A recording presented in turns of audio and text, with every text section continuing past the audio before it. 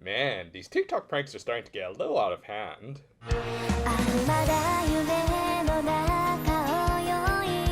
We opened this week at Chroma's Evil HQ, where our core trio was taking some evil catnaps. Yeah, as it turned out, Chroma needed to get up early at 4 freaking a.m. as that was the only time Kaju had available to fight him. Back in the day when I had to wake up early to finish up those pre-gear reviews.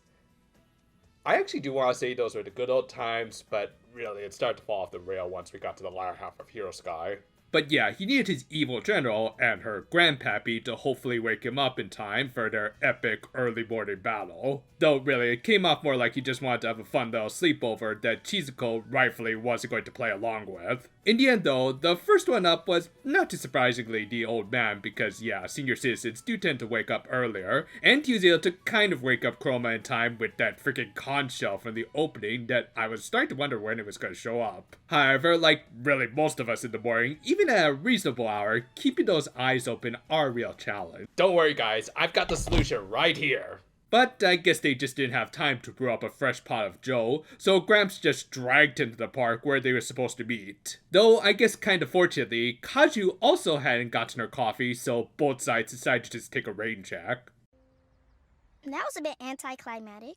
The next segment was pretty much said rain check, as the two battled at a more proper hour of the day. Chroma tried to pull off a sneak attack by disappearing in the middle and evilly taunting her, which was all good, though he deemed Bard to tell the Kumakaijin about his plans. However, it started to take an awkwardly long time for him to strike, which Chizuko took notice of and thus tried to find him. Sure enough, I guess he was already running low on magic for the month, so he had to walk to his ambush spot. And on top of that, just general fatigue from all of his previous losses and that botched early morning battle, and you get one dirty jacket. Not wanting to look like a total loser in front of his mortal enemy, they need to find a good washing machine, and fortunately, they knew of one spoiled rich brat and her butler who they could mooch off of. Of course, they also had to tell Kaju that they were going to be a little held up.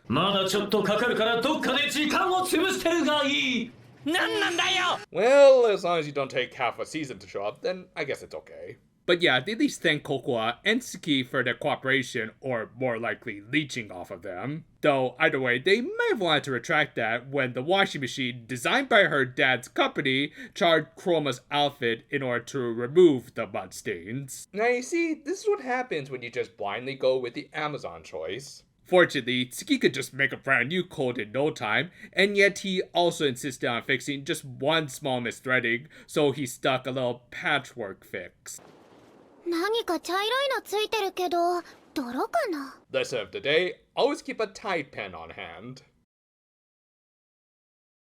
The third segment opened with Chizuko trying to make some karaage, or Japanese fried chicken, which is one of the most delicious foods on the planet, FYI. Thus, Chroma kind of rightfully freaked out when she tried to just sear them rather than deep fry them because they ran out of potato starch. He tried to get his Kumakaijin to go on a shopping trip for them, but only found a letter that seemed to say that they had run away from home, much to the evil villain's dismay. Well, considering how the Pre-Cure franchise continues to misuse them, I think it's only best that they start to unionize. With that, Chroma needed to cancel a battle that he was supposed to have with Kaju that day, but after the previous two segments, he was kind of rightfully turned down. Also, yeah, nice little bit of continuity there, as all of these were likely unrelated manga chapters that the anime decided to tie together to really highlight the incompetence of these villains. Chizuko offered to go look for the minions while Chroma could at least distract Kaju, but the mastermind insisted that he needed to do it as they were his creations that we still haven't gotten, and probably never will, get a real explanation on how he was able to do it. And as for the fight with Kaju, well...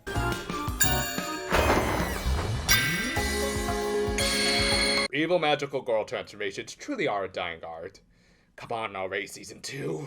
But yeah, I honestly think that General Dante's design is pretty cute and stylish. Yeah, the boots are a little silly, but the puffy pants and dress shirt matched well with the cape and little hat to make for a bit more of a Phantom Thief design, which, yeah, frankly, I think she pulls it off a lot better than Gento's overly edgy design. And with it, she'd finally have the chance to go almost fully Magia Beze and fight her magical girl idol.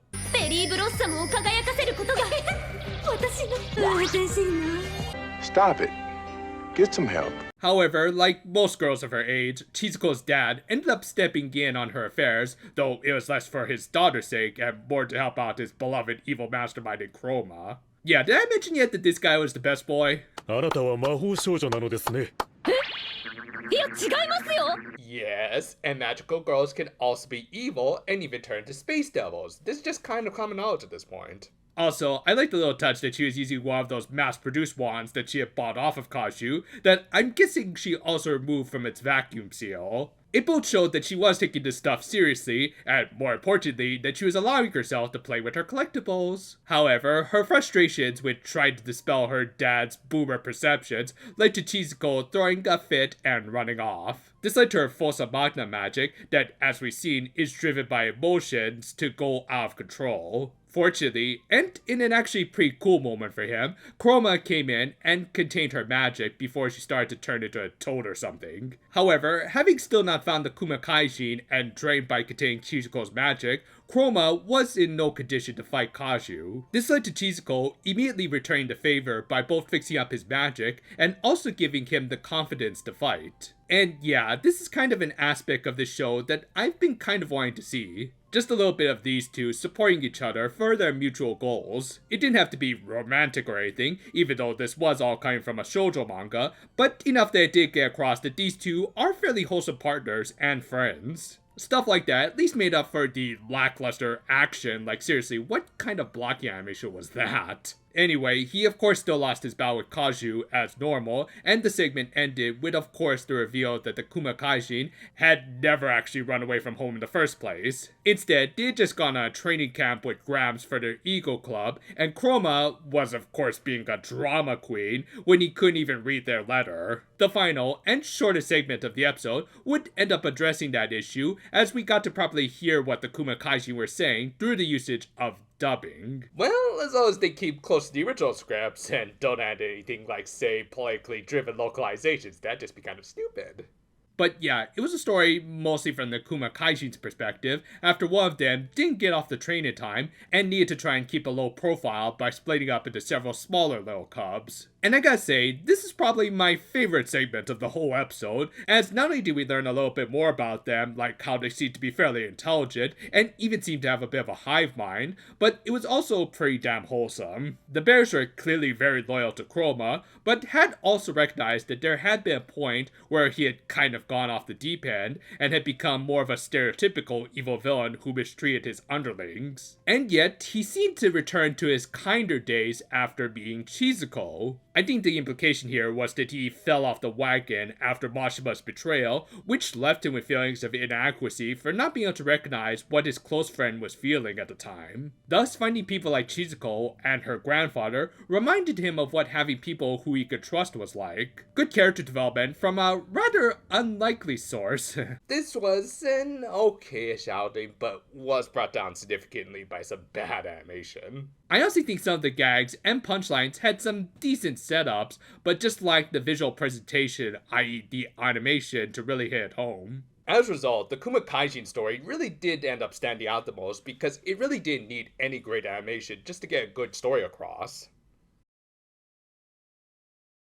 While comedy is of course a very subjective matter, I think there are still some inarguable, important aspects that make for good laughs depending on the scenario. Going by segments, the first one was actually solid all around, with both the hero and villain being unable to wake up so early in the morning. It worked because it was both relatable for those of us who have a hard time getting up early in the morning, and didn't really require much in the way of visuals to help set up or get across the gag. The second segment could have used some better reactions from the characters to really get across the comedy of many different errors, and thus just kind of lacked the impact for many of its punchlines. And the third segment just had some really bad animation that really failed to get across stuff like Chizuko's powers going out of control, or even Kaju and Chroma's one-sided fight. Again, I do like the ideas here, especially Chizuko starting to take a more active role, but they were just lacking in the execution. Thus, the Kumakaijin segment was just kind of the best by default, though it was also a good spotlight for the lovable little minions, and examining Chizuko's positive impact on Chroma after his falling out with Mashima.